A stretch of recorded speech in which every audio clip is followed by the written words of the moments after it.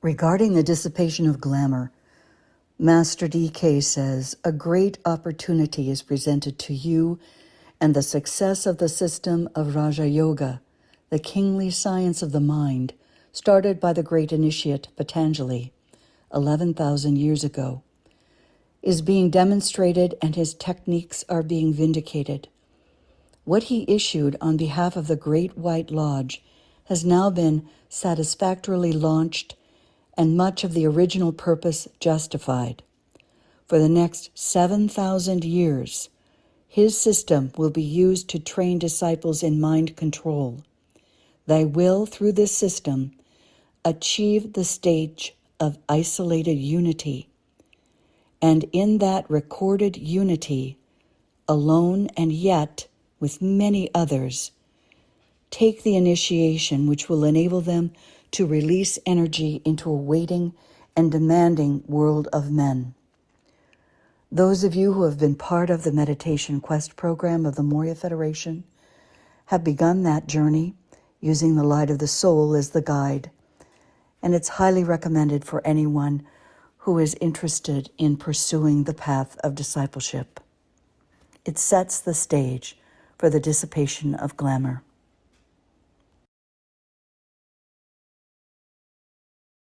Master DK tells us in Glamour, a World Problem, if you can overcome glamour in your own lives, and if you can therefore comprehend the nature of illusion, you will help in the destruction of the dweller on the threshold, the devitalizing of the general Maya, the dissipation of glamour, the dispelling of illusion.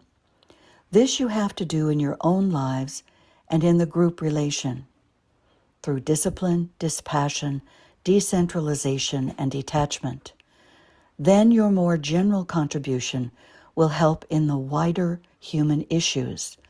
The acuteness of the intellect and the illumination of the mind, plus love and intention, will accomplish much. To this service, I reiterate my call.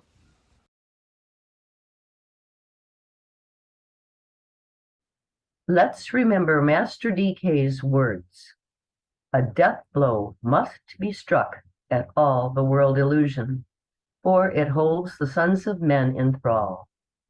By learning to break through the glamour in their own lives and to live in the light of the intuition, disciples can strengthen the hands of those whose task it is to awaken the intuition in man. There are many and different kinds of glamour, and disciples are frequently surprised when they learn what is regarded as glamour by the masters.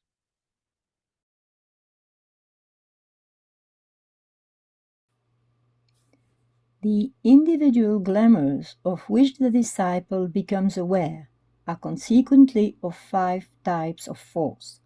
These, when brought into activity simultaneously, produce those glamours which are strictly initiated and produced by the man himself. They are 1.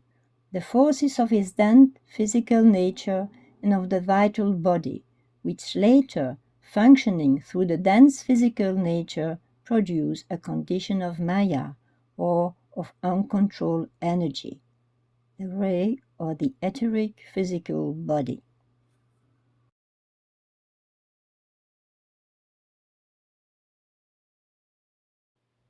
2. The forces of the astral nature, based upon desire and upon sentiency. These, at this stage, fall into 2 groups, which we call the pairs of opposites. Their potency is accentuating at this period of individual history, for the disciple is polarized in the majority of cases in his astral body, and is therefore subject to the glamours produced by the interplay of the opposites, plus the condition of Maya referred to above, the ray of the astral body.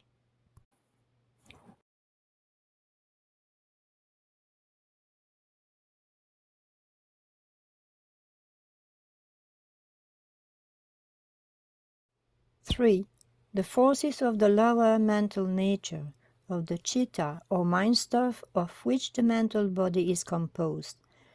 This is colored by past activity, as is the substance composing all the vehicle. This adds to Maya and glamour, the state of illusion, the ray of the mental body.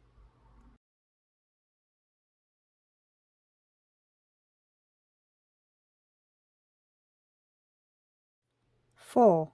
The personality ray then emerges and intensifies all the three aspects of force expression, producing eventually their synthetic work. Then we have the emerging of what has been called the threefold glamorous condition into one major glamour, the ray of the personality.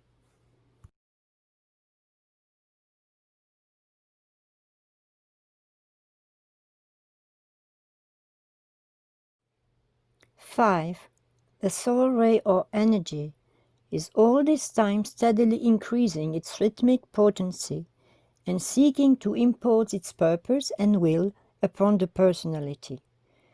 It is the united relation and the interplay between these two which, when a point of balance has been achieved, sweeps the man onto the probationary path, onto the path of discipleship, and right up to the gate of initiation. There, standing before the gate, he recognizes the final duality which awaits resolution, the dweller on the threshold and the angel of the presence, the ray of the soul.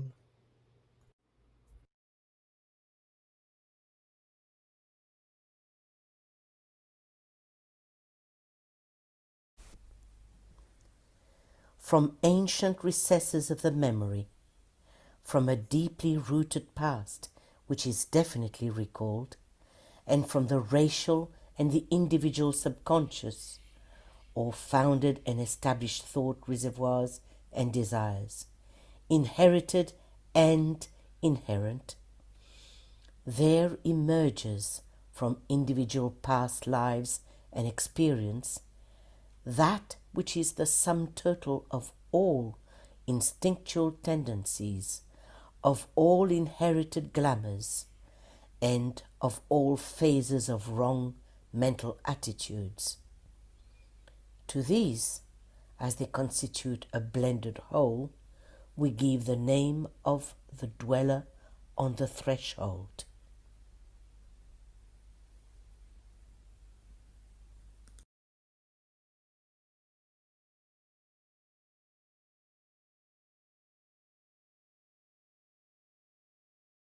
Requirements to address glamour and illusion.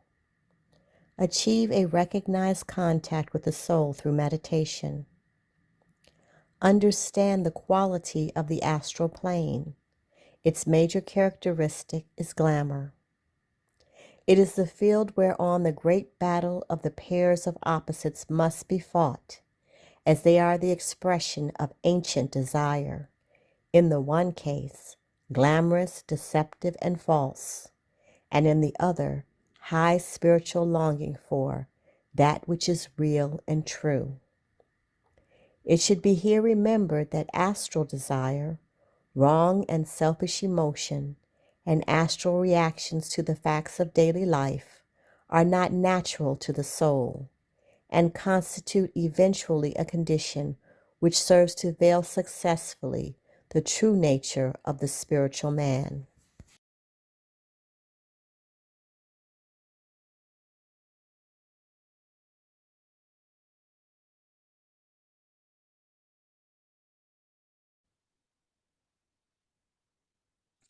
The astral plane is the plane of illusion, of glamour, and of a distorted presentation of reality.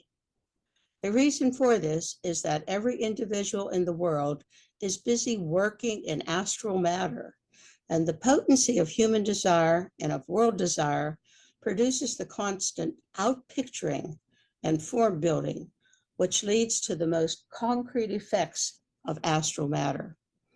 Individual desire, national desire, racial desire, and the desire of humanity as a whole, plus the instinctual desire of all subhuman lives, causes a constant changing and shifting of the substance of the plane.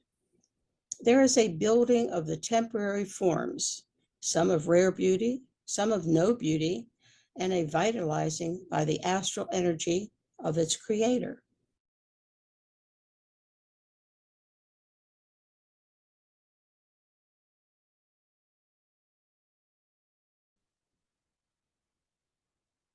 Add to these forms that persistent and steadily growing scenario we call the Akashic records, which concern the emotional history of the past.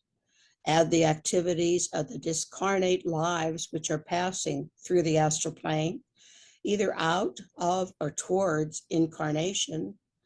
Add the potent desire, purified and intelligent, of all superhuman lives, including those of the occult planetary hierarchy, and the sum total of forces present is stupendous.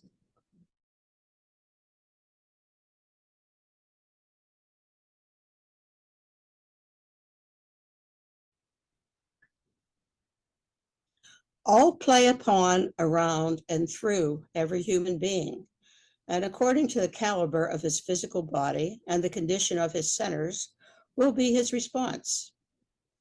Through this illusory panorama, the aspirant has to make his way, finding the clue or thread which will lead him out of the maze, and holding fast to each tiny fragment of reality as it presents itself to him, learning to distinguish truth from glamour, the permanent from the impermanent, and the certainty from the unreal.